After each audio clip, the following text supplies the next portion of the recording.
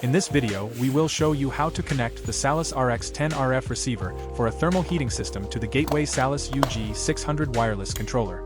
I encountered a situation where, although I managed to connect the entire system, I was unable to control the heating system in the end. The issue was caused by the RX10RF receiver not connecting properly, as shown in the video.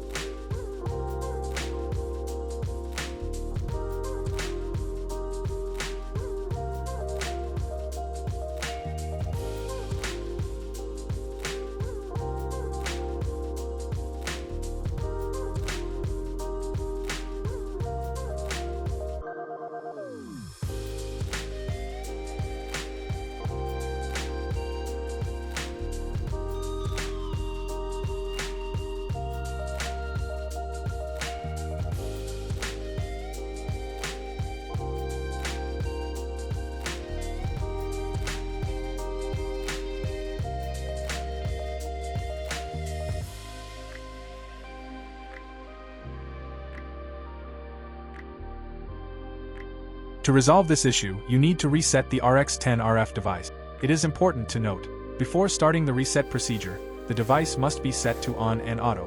The on LED must be green, and the auto LED must be red. Press and hold the network button for 10 seconds.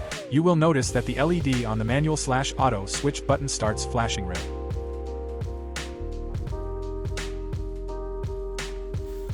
Briefly press the reset button.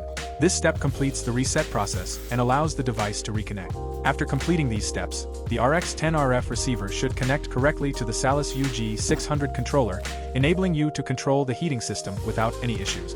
Follow the steps shown in the video carefully to ensure everything works properly.